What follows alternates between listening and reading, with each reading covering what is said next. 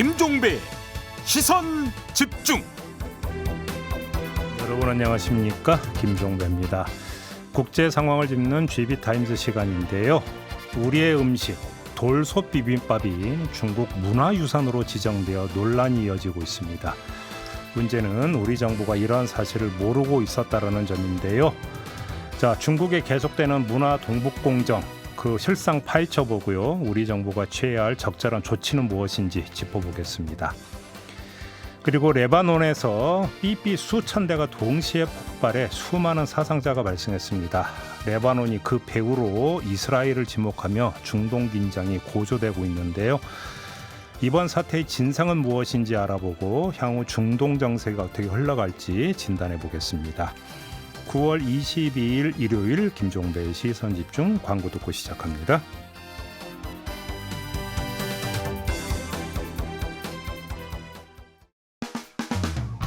평일에 JB타임즈가 있다면 주말엔 글로벌타임즈가 있다.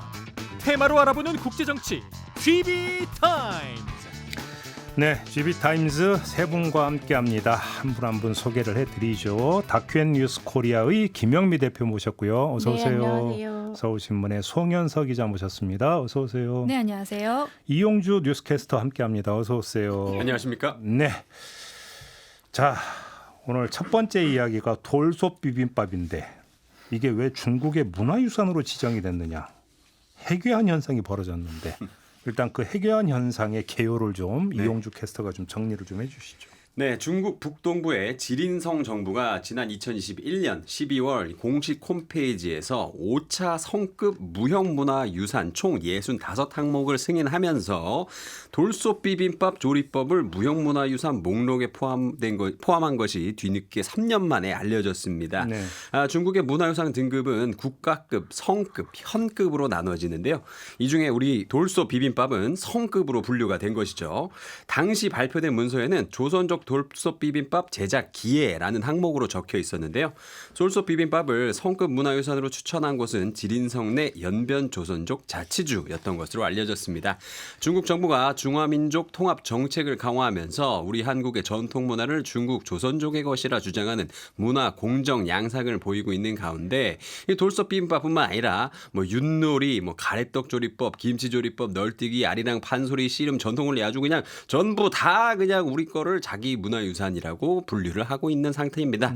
자, 아무튼 이렇게 대표적인 전통 음식인 돌솥 비빔밥 조리 기술이 3년 전 이미 성급 무형문화유산으로 지정된 사실이 뒤늦게 확인되면서 지금 현재 크게 논란이 일고 있습니다. 근데 우리 정부가 이거 몰랐던 게 사실이에요? 네, 우리 정부는 확실히 모르고 있었습니다. 네.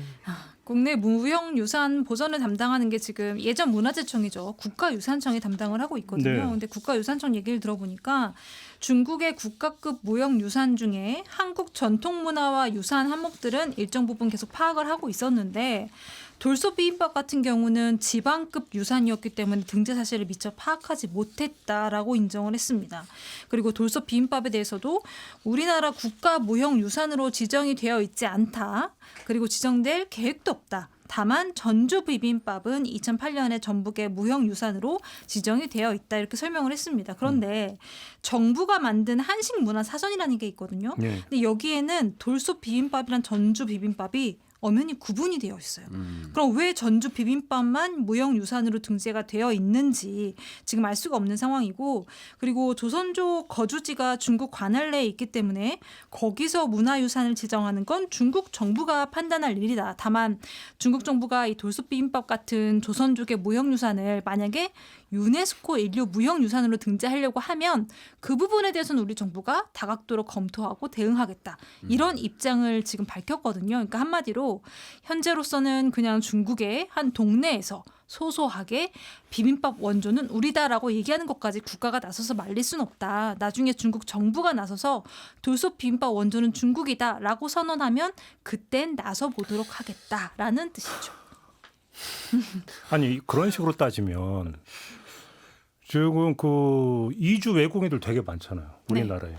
그러면서 예를 들어서 프랑스인들이 이주해서 이제 보통 모여 사는 경우 되게 많은데 네. 프랑스인들에서 귀화를 했어요. 그러면 한국인이 된 거잖아요. 네. 그러면 우리나라가 바게트는 우리 음식이다 하면 그래도 되는 거예요? 그럴 수 없죠.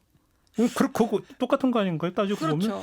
보면 이게 사실 문화라는 거는 이제 요즘 더군다나 인터넷이 발달하고 그래서 다른 문화를 볼 수 있는 기회가 많은데 그럼에도 불구하고 약간 문화적인 그런 모든 것들을 다 갖고 싶은 약간 자기애적인 성격들이 많은 집단이 이렇게 했을 때는 이거를 뭐 외교적으로 일일이 다 풀기도 굉장히 어렵겠다라는 생각은 들어요. 근데 그러니까 이런 게 우리 국민들의 정서를 자극한다라는 걸 안다고 하면 우리 정부도 이렇게 정치적으로라도 3년 동안 이렇게 모르고 있었던 거는 좀 문제가 있구나라는 생각이 드는 거죠. 그러니까 어느 동네 가면은 원조 족발집이 있고 네.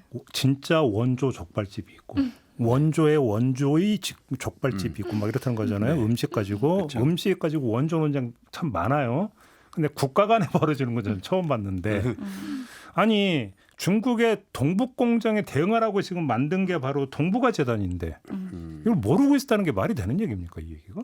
동북아 공정 그 문화 재단이나 지금 그 정부 기관들이 사실 제대로 역할을 하고 있지 못하는 부분들이 굉장히 많아요. 예컨대 저희가 2021년이었죠. 그때 그 베이징에서 굉장히 큰 그 아시아 경기가 있었을 때도 입장할 때 선수단 입장 뭐 이런 행사할 때 한복을 입고 나온 그 사람들이 이제 한복은 중국 것이다라고 표현이 됐을 때 당시에 갔던 그 우리 국가의 이제 고위급 인사가 이거 문제 제기하기 조금 어렵다라고 공식적으로 이야기를 해서 굉장히 기억나요. 논란이 네, 됐었죠. 네, 그런 부분들. 그러니까는 우리 정부가 지금 이 사안에 대해서 특히 중국과 이 문화적으로 역사적으로 이 왜곡에 대해서 대하는 태도 자체가 사실 굉장히 이상할 만큼 좀 뭐라 그러죠? 낮아요.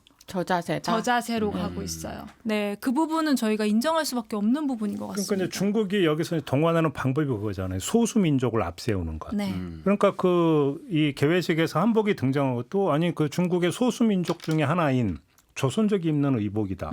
이 논리였던 거잖아요. 네, 지금 이것도 마찬가지잖아요. 그렇죠. 조선족이 이거 먹는 음식이다. 근데 조선족은 중화인민공화국의 국민이니까 우리 것이다. 이 논리잖아요. 맞아요. 다 이렇게 지금 가고 있는 거잖아요. 그럼 뭐 우리도 마라탕 후루 그거 우리 걸로 해요. 네, 등재합시다. 근데 사실 중국이 그러니까 약간 자기네보다 좀 급이 낮다라는 곳에 거를 이렇게 등재하지는 않더라고요. 예를 들어서 뭐 티벳이라든지 위구르족의 전통이라든지 이거를 뭐 무형문화유산으로 등재하고 그러지는 않기 때문에 쉽게 하면 이제 세계적으로 좀 알려지면 그렇죠. 그때 약간, 가서 이거 우리 거다 이렇게 한다. 약간 자기네보다 문화적 우위에 있다고 하는 집단을 이런 식으로 패러디한다고 저는 아니, 생각을 하는데 아무리 그래도 양심이 있죠. 어떻게 한국의 김치가 원래 원조가 중국이라고 주장할 수 있어요. 그 뭐죠? 파우차인가 뭐죠? 네, 파우차이.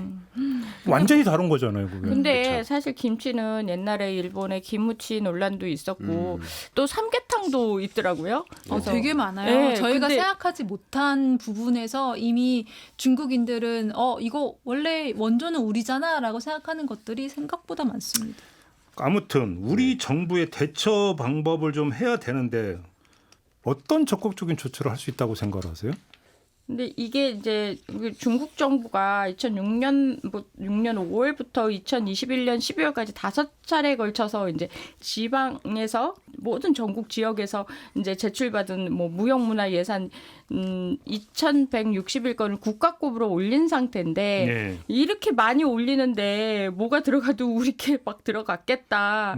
근데 이걸 파악조차 못하고 있었다는 건 그러니까. 굉장히 문제가 있고 또 뭐 동북아 재단도 마찬가지고 이런 것들을 좀 하라는 그 본연의 취지의 자세를 가지고 있는 그런 데가 자기 일에 좀 충실하지 않았을 수도 있다라는 의심을 하게 되잖아요. 그래서 이거 어쨌거나 뭐 중국의 지방 정부 업무라 하더라도 우리 국민들이 알 권리는 있는 거죠. 그래서 국가가 이거를 향후 어떻게 대하느냐 그 전에 빨리 더 많은 파악을 좀 해야 되지 않을까. 그렇죠. 그렇게 생각을 합니다. 뭘 알아야 대처를 하죠. 맞죠. 그렇죠. 그렇죠. 근데 이거 얘기 나온 김에 네. 우리가 중간중간에 잠깐씩 이제 얘기했잖아요. 지금 그러니까 중국이 이거 우리 거다라고 슬쩍 가져가 버린 게 지금 뭐가 있어요? 사례 한번 좀 열거를 한번 해볼까요? 뭐 있어요? 요새 한복하고 한푸하고 그러니까 외국인들이 저한테 많이 물어봐요. 니네 나라 민속 의상이 한푸냐 한복이냐라고 물어봐가지고 왜냐면 그 사람들 눈에는 이 한복과 한푸가 이제 그 한쪽들이 입는 그 이렇게 뭐 게임에 나오는 듯한 길다란 의상 이 의상이 그러니까 게임을 통해서 많이 공급이 되나 봐요. 그러니까 이것과 한복이 굉장히 헷갈린다라는 얘기들을 많이 하거든요. 그래서 젊은 세대 MZ 세대 사이에서는 한복 한푸 이거를 헷갈리는 경우도 되게 많다. 그래서 이럴 때 사실 우리 정부가 한복과 한푸는 다릅니다라는 그런 우리 또 이제 뭐 부서들이 있잖아요. 문체부도 있고 뭐 그런 적극적인 자세를 우리가 취하지 않고 있으니까 다른 나라 사람들도 굉장히 헷갈리겠다. 본의 아니게. 한복이 있고 아까 김치 잠깐 얘기했고 또 그리고 또 농악무라고 해서 그것도 유네스코 세계 무형 문화유산으로 이제 중국이 등재를 또 해버린 사건이 있었고요. 근데 지금 들으시는 그 촌철님들 이런 생각하실 거예요. 왜 갑자기 돌솥 비빔밥이야? 뜬금없잖아요. 그 이유가 뭐냐면요. 중국에 미춘 반판이라는 그 프랜차이즈 음식점이 있습니다. 이게 뭐냐면은 미춘 반판은 연길 조선족 자치주에서 2014년 4월 설립된 회사인데요. 미춘 반판을 글자 그대로 풀면 쌀마을 비빔밥이라는 뜻입니다. 그런데 이 가게 대표 메뉴가 돌솥 비빔밥인 거예요. 그래서 그 가게에서 뭐 닭갈비도 팔고 김치찌개도 팔고 한식 위주로 뭐 미역국도 주면서 팔거든요. 근데 이 음식점이 대박이 나버렸습니다.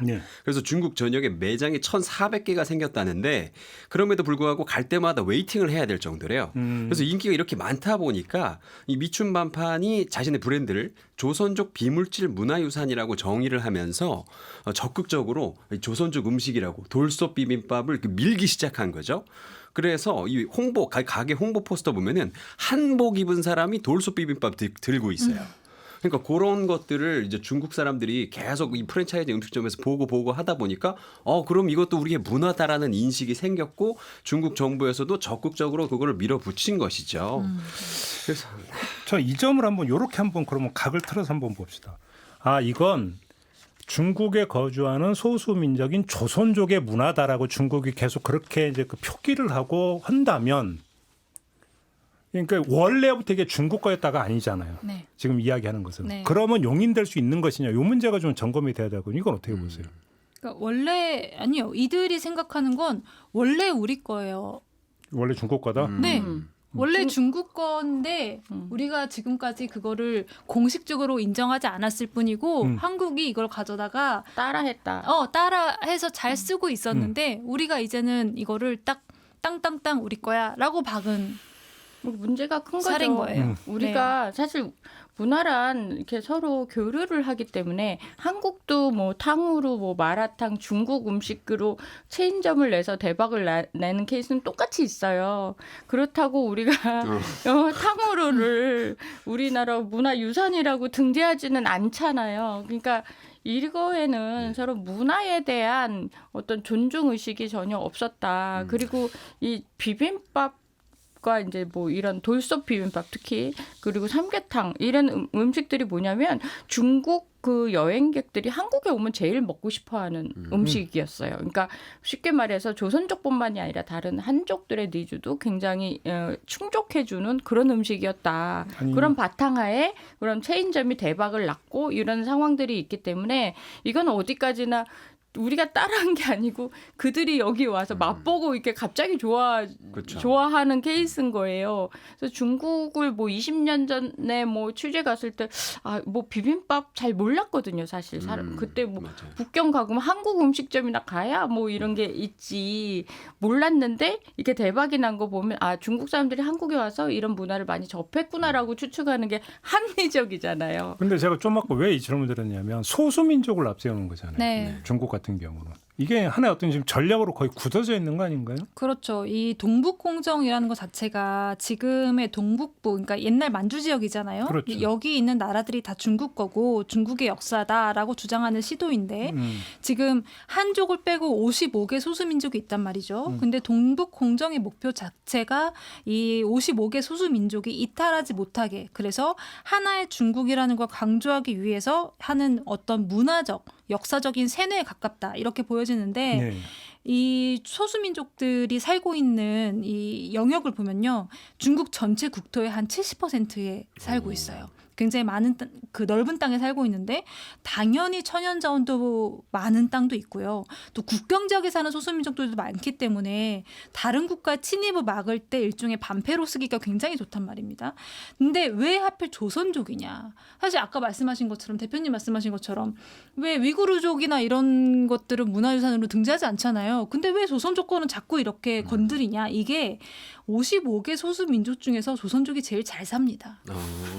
제일 잘 살고요. 제일 파워가 있어요. 소수민족 중에서. 그래서 목소리를 굉장히 크게 낼 수 있는 소수민족이거든요. 그래서 이제 굳이 한국을 걸고 넘어지는 건 한국하고 조선족의 문화가 겹칠 수밖에 없는 상황에서 조선족이 한국으로 넘어가면 다른 소수민족들한테도 그만큼 영향력을 미칠 수 있는 힘을 가지고 있는 거예요. 그렇다 보니까 이제 학자들은 동북공정의 목적이 결국은 뚱베이, 이 동북이라고 부르는 동북 삼성 지역, 여길 잘 다스려야, 그러니까 아주 깊게 들어가면 이 조선족을 잘 다스려야 다른 소수민족들이 들고 일어나려고 하지 않을 것이다라고 여기면서 조선족의 문화를 자꾸 건드리고 그게 이제 한국하고 자꾸 교집합이 생기는 거죠. 네. 그 송현석 기자가 더 잘 아시잖아요. 그러니까 중국에 네. 우리나라에서 먹는 짜장면이 있나요? 있습니다. 있어요? 네. 똑같이 있어요? 똑같지 않죠. 다르잖아요. 달라요. 그러니까 지금 우리가 먹는 짜장면은 물론 중국에서는 춘장을 베이스로 한 거지만 한국화된 거잖아요. 네. 그렇지만 우리는 한식이라고 주장 안 하잖아요. 그렇죠. 중식으로 분류하지. 우리는 양심이 있잖아요. 근데 왜 그러냐고 저기는 제가 그러니까 얘기하는. 그게 약간 저는 이제 중국이라는 나라가 가진 아주 특수성이 있다고 보는데, 일단 중화 사상이 뼛속까지 배어 있는 사람들이죠. 그렇죠, 그리고 그렇죠. 태어나면서부터 그 중화 사상이라는 거에 이제 길들여져서 태어나는 사람들이 성장해서 어른이 되는 거고, 이런 상황에서 이제 이걸 자신의 것이라고 뭔가를 주장하는 거에 굉장히 익숙한 사람들이거든요. 네. 그리고 사실 실제로 제가 그래서 이거 관련해서 취재를 한 적이 있어요. 그 중국에 있는 친구한테, 중국인한테 이 부분에 대해서 물어본 적이 있단 말이에요. 너희들 이거 한복 이거 자꾸 너희 거라고 얘기하는데 이거 어떻게 생각해? 너도 그렇게 생각해? 라고 이제 거기 메신저로, 전화로 하지 않고 메신저로 물어봤더니 대답이 뭐였는지 아십니까? 그런 얘기 묻지 마. 무서운 거야. 무서운 그죠? 거예요. 네. 그런 얘기 하지 마 이러는 거예요.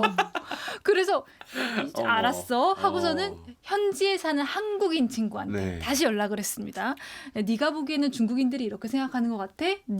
네가 거기에 사는 한국인으로서 너는 어떻게 보니? 라고 물었는데 같은 대답이 나왔습니다. 그런 얘기 묻지 마. 개정 폐쇄돼. 이런 얘기. 그러니까 아예 사실 현지에서는 분위기 자체가 네, 조금 경직되어 있다. 알겠습니다. 아무튼 깝깝한 게 일본한테는 과거사 왜곡당하고 있고 중국한테는 지금 문화 이렇게 지금 왜곡당하고 있고 뭐 하고 있는 겁니까 지금 우리 정부는? 우리 정부가 뭘 어떻게 해야 된다고 생각하세요? 그러니까 일단은 이게 실태 파악을 할 수 있는 이런 사태가 벌어지게 되면 어떻게든지 그러니까 예를 들어 TF팀이라도 꾸려서 이 상황이 어떻게 되는지에 대한 그 자세한 조사나 이런 파악을 하는 거를 빨리 조치를 해야 되는데 그게 이제 국가의 외교력을 사용할 정도냐, 그거에서 아마 생각이 국민과 다르지 않나라는 생각이 들어요. 그리고 조선족이라는 중국에서 조선족의 문화라고는 하지만 한국도 우리 이제 중국 사람들이 많이 와 있거든요. 그래서 이런 거 봤을 때 저는 이제 메신저로 안 물어보고 실제 이제 물어본 적이 있는데 그거에 대해서 어떨 때는 중국 국민들도 자기네 정부를 납득하기 힘들 때가 있다라고 말하는 사람들도 있고, 특히 지식인들은 이게 양심이 아니라 합리적인 방법 으로 이게 아니다라고 생각하는 사람들이 많아요.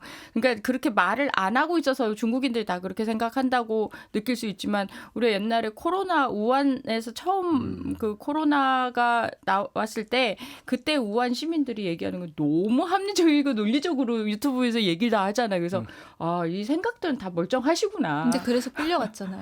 그러니까 무서우니까 말을 못 하는 거지. 진짜 이 사람들이 잘못 알고 있지는 않구나. 그랬더니 우리도 VPN으로 모든 걸 다 전 세계 이런 걸 보고 있는데 뭐가 합리적이고 뭐가 진짜고 가짜인 걸 다 안다. 말을 못할 뿐이다라는 얘기를 하는 걸 봤을 때 우리가 지금 현재 이런 상황들을 많이 좀 사람들한테 알릴 수 있는 그러니까요. 그런 과정도 좀 필요한 거예요. 실태 파악을 하고 그러니까. 빨리 그거에 맞는 정책을 하고 얼른 액션을 해라. 이게 국민들의 모든 생각이 아닐까 그러니까 싶어요. 중국인들의 인식을 바로 잡아주는 것도 중요하지만 다른 외국인들이 잘못된 인식을 갖지 않도록 하는 어떤 해외 홍보 전략도 되게 중요한 거거든요. 그런 거 제대로 하고 있느냐 이런 문제 제기는 좀 성립이 될 수 있을 것 같습니다. 실제 이제 중국 온라인 쇼핑에 보면 한복을 살 수가 있어요. 거기 보면 검색어를 한복과 한푸를 같이 해놔가지고 외국인들이 한복을 주문하고 싶은데 한푸 입고 이제 한푸가 온 거예요. 도착하면. 근데 그걸 구분을 하지 못하는 상황이니까 그래서 그런 것부터 이제 문화 운동이라는 게 사실 K-팝도 있겠지만 제일 중요한 거 우리가 가지고 있는 고유의 문화 이것도 어떻게 홍보하냐도 정부가 나서야 되는 역할이라고 생각을 해요. 알겠습니다. 자, 첫 번째 주제는 이 정도로 마무리하고요. 두 번째 주제로 이어가겠습니다.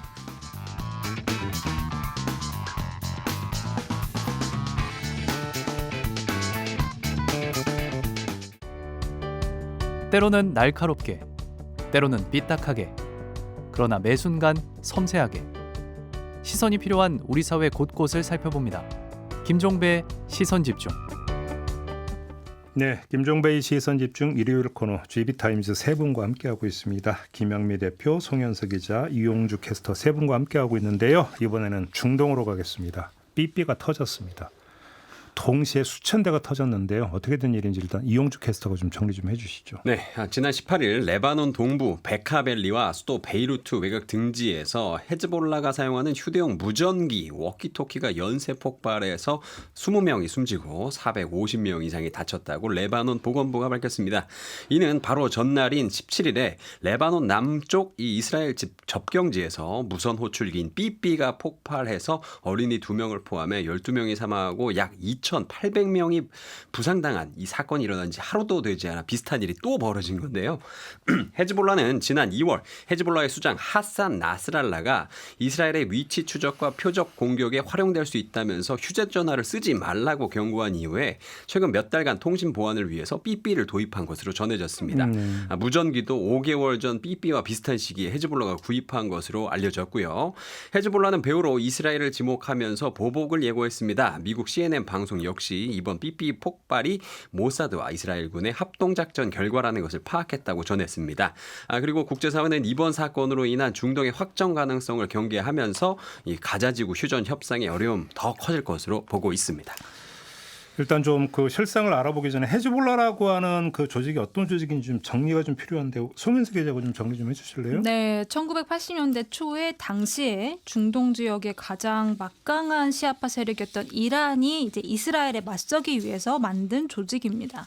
당시 레바논은 내전 상황이었고요. 레바논 남부는 이스라엘이 점령하고 있는 상황이었는데 레바논 북부 지역에 이란이 들어가서 이스라엘과 대리전을 할 그런 무장단체를 만든 게 바로 헤즈볼라라고 보시면 됩니다. 헤즈볼라는 이후에 총선에도 참여하면서 레바논 내에서 굉장히 강력한 정치 세력으로도 성장을 했고요. 2000년에 이스라엘이 레바논에서 물러났을 때 헤즈볼라의 역할이 굉장히 컸다는 평가가 많습니다. 2000년 이후에도 이제 헤즈볼라가 레바논 남부에 전투원 수천 명을 주둔시키면서 또 미사일도 굉장히 많이 보관해 가면서 국경 분쟁 지역에서 이스라엘을 몰아내기 위해서 계속 무력 분쟁을 이어가고 있는데요. 우리가 생각하는 것보다 훨씬 더 조직적이고 파괴적인 무기를 사용하기 때문에 국제사회에서는 헤즈볼라를 테러 단체로 규정하고 있습니다. 그래요? 근데 사실 헤즈볼라 뒤에 이란이 있는 거잖아요. 네. 그러니까 결국은 본질은 이란과 이스라엘의 관계잖아요. 우리 김영미 대표가 또 국제분쟁 전문가이십니까? 아니 근데 레바논은 하도 취재를 많이 가서 이런 사건 벌어져도 놀랍지가 않은 게 이 시아파 벨트라고 해요. 그래서 이란이 종갓집인 거예요. 시아파. 그렇죠. 그리고 뭐 이라크 남부 그다음에 시리아 레바논까지 이렇게 벨트처럼 이렇게 되어 있어요. 지금 지도를 이렇게 보여드리지를 못해갖고 제가 지금 이거 보여드리진 못하는데 그래서 시아파 벨트라고 불리거든요.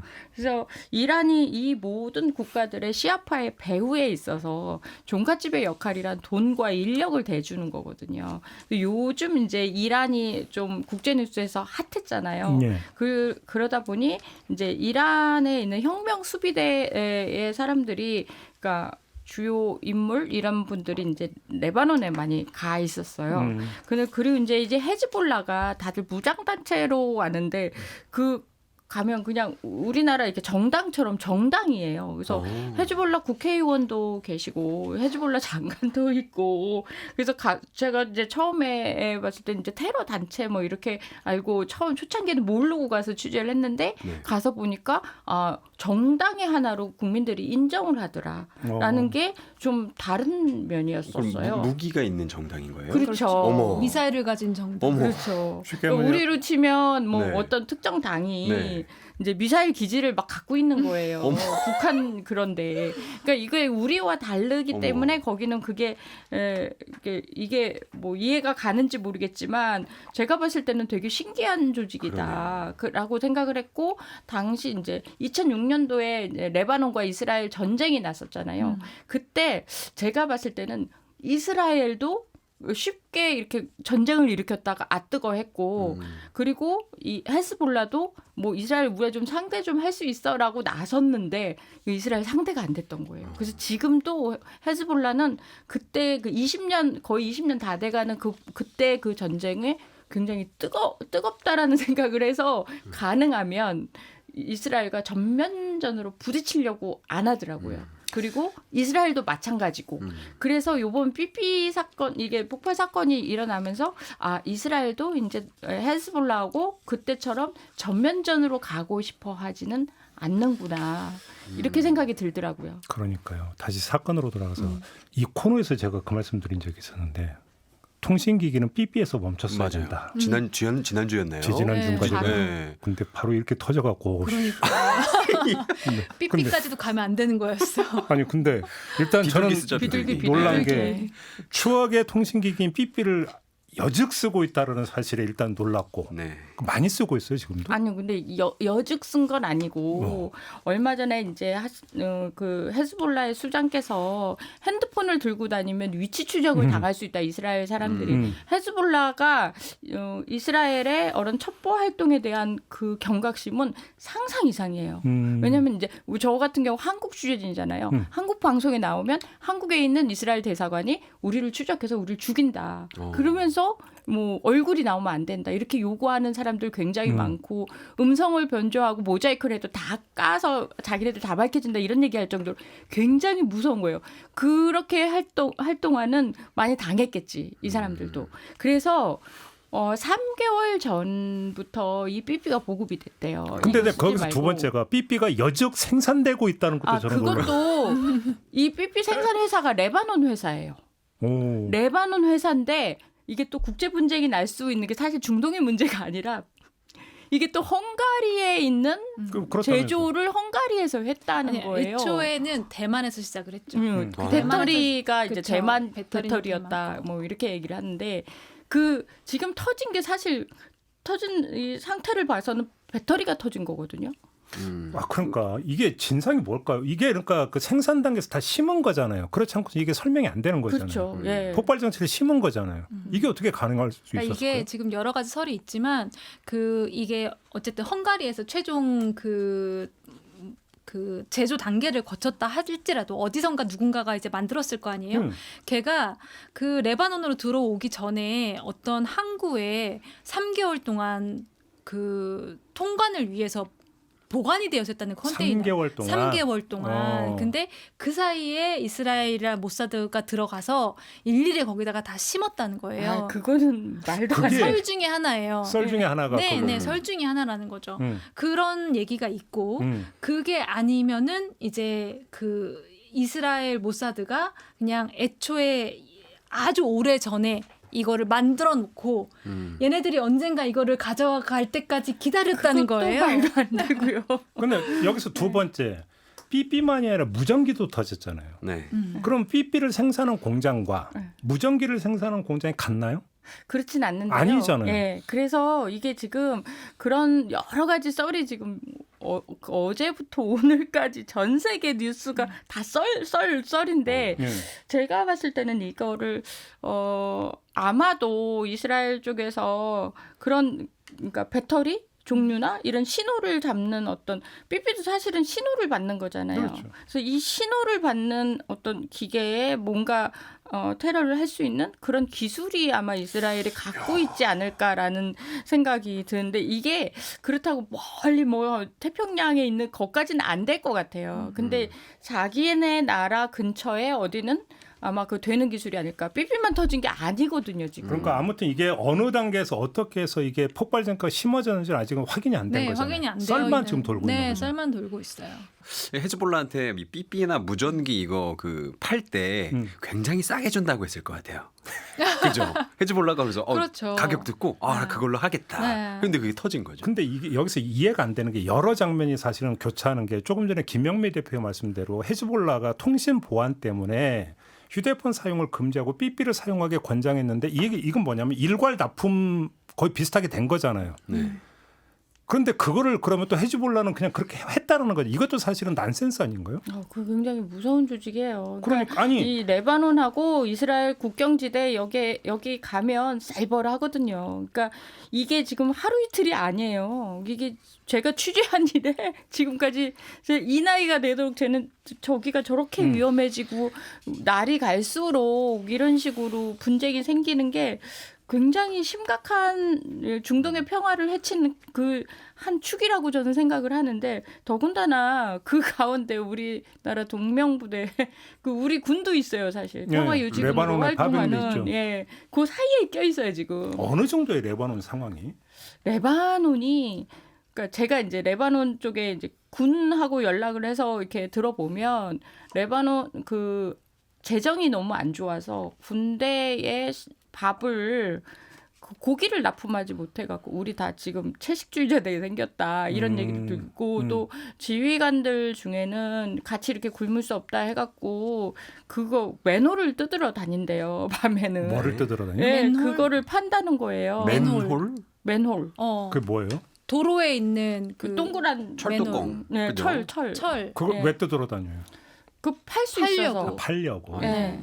그리고 또 제가 아는 공무원 중에 이제 구리선도 이제 따라다니고 밤에. 그러니까 투잡들을 이렇게 다 뛰더라고요. 우리나라도 한 10몇 년 전에 철 구리 도둑이 기승 부린 적이 그랬어요? 있었어요. 중국도 예, 네. 그랬죠. 그래서 이게 왜 그러냐면 그 저번에 베이루트에서 사고가 났던 폭파 사건 기억하실지 네네네. 모르겠지만 그때 이후로 레바논 정부에 있는 내각들 싹 다 도망갔어요. 도망갔어요? 그냥 뭐 내각 사퇴하라. 그러니까 알았어 바로 사퇴하고 뭐 이중 국적자들도 많고 레바논은 그러니까 그리고 이제 새로 된 사람들은 또 잘 모르고 또 그 국가 행정을 그러니까 잘 돌아가지 않는 거죠. 그러니까 한때는 또 쓰레기를 청소를 안 해가지고 막 한 달 동안 베이루트에 그 예쁜 베이루트에 쓰레기가 쓰레기 냄새가 아주 진동을 했거든요. 그러니까 이런 거 보면 국가가 잘 돌아가지 않는 상황인 거는 분쟁의 한가운데에 있기 때문이에요. 언제 어떻게 여기 이 사회가 불안한 거잖아요. 이렇게 삐삐가 터지고 미사일이 날아오고 지금 이번 사태도 이게 삐삐만 터진 게 아니라 플러스 그 이스라엘이 공습도 했어요. 맞죠. 그래가지고 그러니까 이게 전면전 보병 작전이나 이런 군사 작전을 하지 않고 이렇게 삐삐 테러나 그다음에 공중으로 이렇게 폭격을 하는 거 이거 좀 새로운 경향으로 이스라엘은 좀 더 자기네들이 정치적으로 손해 보지 않는 한도 내에서의 공격을 지금 하고 있거든요. 그러니까 이것도 우리가 짚어야 되는 게 삐삐의 폭발 장치를 심었다. 그래서 일률적으로 터뜨렸다. 근데 그 삐삐를 헤즈볼라 무장대원들만 쓴다는 보장이 없는 거잖아요. 그럼요. 민간인이 쓸 수도 있는 거잖아요. 네. 근데 이스라엘은 뭐 그런 거 개의치 않았다는 얘기가 돼버리는 거죠. 그렇죠. 근데 이상한 점은 사실 뭐 굉장히 삐삐도 그렇고 무전기 폭발도 그렇고 굉장히 충격적이고 정말 영화에서나 볼 법한 그런 사건들이잖아요. 그런데 생각보다 피해 규모로 봤을 때는, 그러니까 사망자 수가 적었단 말이에요. 적죠. 뭐 초반에 1차 때 삐삐 때는 한 12명 사망했고 그다음에 무전기 폭발 때는 더 적게 죽었는데, 그러니까 이게 물론 이제 부상한 사람은 너무너무 많습니다. 그렇지만 아니 그럼 고작 지금 열 몇 명 사망케 하기 위해서 고작이라고 하면 안 되지만 이스라엘 입장에서는 너무 많은 시간과 공을 들였다는 거예요. 왜 도대체 이런 고생을 한 거지? 라는 거에 대한 의문점이 사라지지 않는 겁니다. 근데 그거는 심리전이에요. 그러니까 집안에 있는 무엇인가가 터질 수도 있다. 그러니까 예를 들어 이제 이스라엘이 마음만 먹으면 각 집안에 있는 뭐 냉장고나 에어컨이 터질 수 있다. 그럼 되게 불안할 거잖아요. 특히 맞죠. 아이를 가진 엄마 입장이나 아빠 입장에서는 굉장히 불안한 거잖아요. 그래서 그 사회의 불안을 조장하기 위해서는 전 굉장히 성공적인 작전을 이스라엘 입장에서는 했구나라고 생각을 하거든요. 그래서 저는 그게 더 나쁘다는 거예요. 나쁘죠. 그리고 네, 그렇게 민간인을 아무 죄도 없는 민간인들까지도 사실 그 헤즈볼라라는 세력을 잡기 위해서 더 큰 범위 안에서 지금 공격을 실시한 거잖아요. 근데 이게 지금 사실 삐삐라는 무기는 민간인들이 누구나 가질 수 있는, 맘만 먹으면 가질 수 있는, 뭐 없어서 못 사기는 하겠지만 그래도 돈이나 이런 걸로 가질 수 있는 하나의 물건이기 때문에 이거 사실 민간인을 대상으로 한 공격이기 때문에 전쟁법에 이게 지금 위반이 될 수 그렇죠. 소지가 충분한 거거든요. 그러니까요. 그래서 전쟁이 아무리 심해도 민간인을 대상으로 했다는 부분에서는 이게 이제 또 정치적인 명분상 이스라엘이 또 궁지에 몰릴 수도 있는데, 그럼에도 불구하고 이렇게 하는 거 보니까 아마 네타냐후의 내수 정치의 일환 중에 하나일 수 있다. 그러니까 그 지점에서 그러니까 지금 헤즈볼라를 때린 거잖아요. 하마스를 때린 게 아니라. 약한 놈. 그러니까 그러면 네타냐후 입장에서는 하마스의 어떤 정치적 용도가 많이 떨어져 버렸기 때문에 헤즈볼라를 더 끌어들여서 확전으로 가야 자신의 정치적 입지가 더 굳건해진다고 판단해서 헤즈볼라를 때린 것이냐, 이 점을 봐야 되는 거 아닙니까? 네, 그래서 이게 삐삐 사건이 벌어지고 다른 나라 이제 외신 기자들끼리 같이 얘기할 때는 하마스가 물밑에서 협상이 돼서 곧 끝날 수도 있겠다라는 그런 생각을 진단도 나와요? 예, 하는 거예요. 그러면 새로운 공격 대상을 이렇게 디졸브를 시키기 위해서, 그렇게 해서 네타냐후가 자기는 이스라엘 안보를 위해서 최선을 다하는 총리로서 계속 그 권력을 유지하고 싶어하는 일환 중에 하나일 것 같다. 왜냐하면 지금 네타냐후 총리에서 내려오면 감옥 가야 돼요. 정말 감옥 가야 돼요. 망명하거나 감옥 네, 가야죠. 이게 답이 안 나오는. 그러니까 그 자리에서 내려오면 절대 안 돼요. 목숨과 같이 이게 연결이 돼 있고, 이거를 좀 더 지킬 수 있는 자기 가족과 자기의 권력을 지킬 수 있는 길은 새로운 적을 만들어야 되는 거죠. 이스라엘이 그럴 때마다 때리는 게 또 헤즈볼라거든요. 가보면 사실 헤즈볼라가 뭐 이렇게 신분증이 뭐 이마에 이렇게 헤즈볼라 이렇게 써 있는 게 아니라 주민들이 다 헤즈볼라예요. 그 시아파 마을들, 우리 이제 동명부대가 있는 그쪽에 티르시라든지 이쪽이 전부 다 그 시아파고 전부 헤즈볼라거든요. 그래서 이 사람들이 그동안 이제 이스라엘에 무슨 문제가 생기면, 국내 문제가 생기면 우리가 당한다. 라는 얘기를 되게 많이 했거든요. 그래서 이번 그 삐삐 사건을 보면서 그 지금 이스라엘 내부 정치가 지금 문제구나, 이 모든 것들이라고 좀 추정을 하고 있습니다. 근데 조금 전에 김영미 대표님 말씀 중요한 게 하마스와 뭔가 물밑에서 협상이 상당 부분 진척이 된 것 같다는 진단이 나온다고 지금 말씀하셨어요. 근데 지금 유엔 총회, 지난 18일 열린 유엔 총회, 이걸 보면 이스라엘의 중동 전쟁을 연내에 끝내라는 내용의 결의안이 채택이 됐습니다. 이것도 같은 연장선상에 있는 걸로 파악을 해야 되는 겁니까? 어떻게 봐야 되는 겁니까? 저는 연장선상에 있다고 보지 않는 부분이 있는데요. 네. 일단 사실상 국제사회가 일단 중동 지역에 손을 들어줬다라고 보여지는 거잖아요. 그 이스라엘이 중동 전쟁을 연내 끝내라는 팔레스타인 초안의 결의안을 두고 투표가 있었고 181개 회원국 중에 3분의 2 이상인 124개국이 찬성해서 가결이 됐고 한국을 포함해서 43개국은 기권했고 이스라엘과 미국은 이제 반대표를 던졌죠. 근데 이게 정치적 외교적인 의미는 있지만 사실 유엔 총회 결의 자체가 국제법상 구속력이 있는 건 아니잖아요. 물론 그렇죠. 더 의미가 있었던 거는 지난 7월에 국제사법재판소가 이스라엘의 팔레스타인 점령이 불법이라고 이제 판단하고 점령 행위를 가급적 빨리 중단해라라고 권고했다는 거. 그리고 이번 유엔 총회의 결의에서 이제 뭔가 유의미했던 점은 이 국제사법재판소의 권고를 다시 한번 강조하면서 유예 기간을 줬다는 거예요. 12개월 안에 빨리 끝내. 이렇게 되면 이제 12개월? 네, 1년이나 준다고요? 네, 유예 기간은 12개월로 제시를 했어요. 여기에 그나마 좀 의의가 있다고 보여지는데 이게 사실 유엔 안보리에서 결의안이 나오면 그나마 법적 구속력이 생기겠지만 지금 안보리에서 나올 리가 없잖아요. 미국이 있으니까. 그러면은- 러시아도 있어요. 아, 그런가요? 러시아도 있어요. 러시아도 있고요.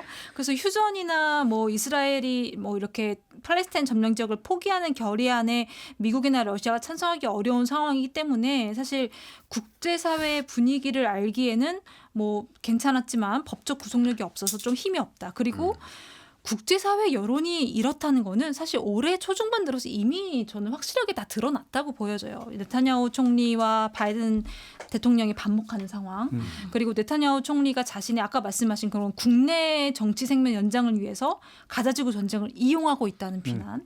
이미 수도 없이 나온 얘기들이고 더불어서 지금은 이제 뭐 SNS나 이런 걸 통해서 가자지구 주민들의 피해 상황이 정말 실시간으로 전해지다 보니까 예. 전 세계 사람들이 굉장히 분노하다 못해 지쳐 있죠. 그러니까 유엔 총회가 과연 이번 결의안 채택이 얼마만큼 효력이 있을지 상당히 좀 저는 의심스럽다고 봅니다. 그럼 아까 이제 김영미 대표가 말씀한 하마스와의 물밑 협상이라는 것은 더 구체적으로 나오는 이야기는 없습니까?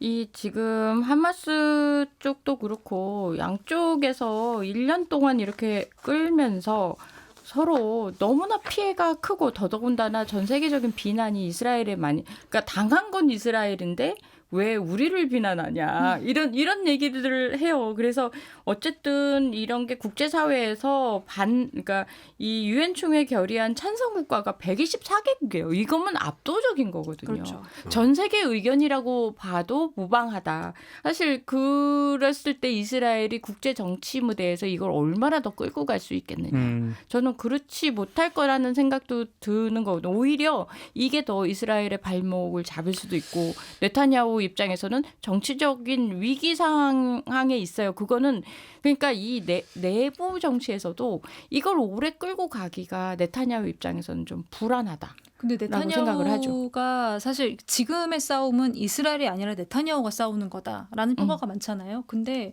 저는 정말 네타냐후가 나빴다라고 보는 지점 중에 하나가 하마스가 이스라엘을 기습 공격했을 당시에 썼던 방식을 저는 그대로 썼다고 봅니다. 그러니까 하마스가 이스라엘 기습 공격했을 때 너무 잔인하게 공격을 했어요.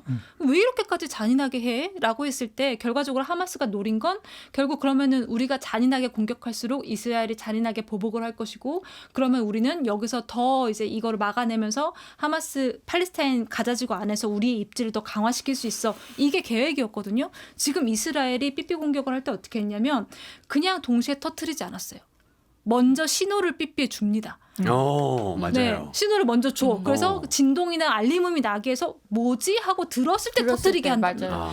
이거는 더 많은 사상자를 내게 하겠다는 작전이거든요. 그냥 터뜨려도 되는데 사실. 근데 사실 그 부분에서 하나 우리가 점검해야 되는 게 삐삐의 폭발 정치를 심은 시점은 지금 전혀 확인이 안 되고 있죠. 확인이 안 네. 되고 있죠. 그러니까 다시 말해서 이른바 가자 전쟁이 벌어지기 전에 심었을 가능성도 배제할 수 없는 거잖아요. 그렇죠. 이론상으로는. 네, 그렇죠. 몇 년을 준비했을 가능성이. 그럼 있는 이게 겁니다. 전쟁 중에도 사실은 이게 민간인까지를 망라하는 어떤 그 저거기 때문에 문제가 되는데 가자 전쟁이 벌어지기 전에 만약에 심었다라고 하면 그걸 어떻게 설명할 수 있겠어요? 그거를? 그렇죠. 그걸 뭘로 정당화할 수 있는 근데 거예요? 지금 그렇게 심었다고는 것도 밝혀진 바가 없고요. 네. 그리고 이게 뭐 영어로 시그널 어택인데 시그널 어택이 도대체 어떤 식으로 어떤 기술력으로 되는지 저는 잘 모르겠지만 뭐 그 전에 예상하고 심었다라는 거는 조금 어려운 추측인 것 같고요.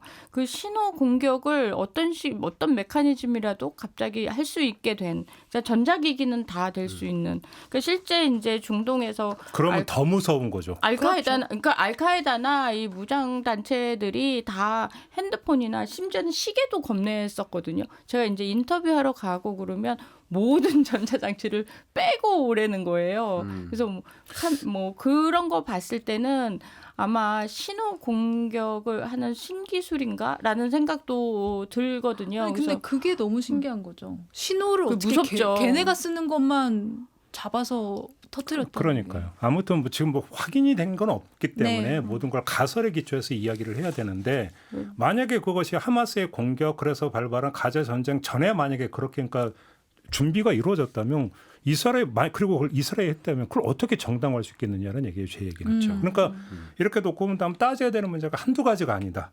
근데 국제사회라고 하는 것들이 그렇게 뭐 이성적으로 논리적으로 따져갖고 제가 수긍하겠습니다. 이렇게 가는 것도 아니잖아요. 그렇죠. 국제 질서라고 하는 게. 그러니까 참 답이 없다. 이런 얘기를 안 할 수가 없는 건데. 근데 답이 없다 하더라도 이 상황들을 우리가 잘 인지를 해놓고 어떤 상황인지 파악 안 해놓으면 사실 우리의 안보를 위협할 수 있는 그 어떤 존재들도 네. 똑같이 패러디할 수 있겠다. 그러니까요. 그런 생각이 들어서 이게 도대체 어떤 신호 공격이지? 이게 지금 전 세계가 다 궁금해하고 있고 각 나라마다 다 하나씩 음모론을 다 들고 나오는데 뭐 제가 볼 심지어는 때는 대만이 또 이스라엘과 협조를 했다. 뭐 이런 거부터 아마 영화가 또 하나 나오지 않을까 싶은 생각이 좀 맞아요. 근데 듭니다. 현실이 영화보다 더 영화 같아요. 진짜로. 늘 취재할 때마다 느끼지만 이스라엘 모사드 신바트 관련은 모든 작전들이 다 영화 같거든요. 그래서 저는 영화 안 봐도 이 얘기 듣는 것만도 참 이거 스토리가 어마어마한데 이런 상황에서 우리도 사실 남의 나라 이야기로 볼 게 아니라 우리도 이게 우리의 위기 상황이 됐을 때 지금 풍선도 계속 날아오는데 어떻게 해야 되지라는 걸 생각해 볼 필요가 있는 뉴스라고 생각이 들었습니다. 알겠습니다. 오늘은 그걸 결론으로 대신하면서 오늘 이야기는 좀 마무리하도록 하겠습니다. 세 분 말씀 잘 들었습니다. 고맙습니다. 네, 감사합니다. 네, 김종배의 시선 집중 오늘 준비한 이야기는 여기까지고요. 저는 내일 아침에 다시 인사드리겠습니다. 고맙습니다.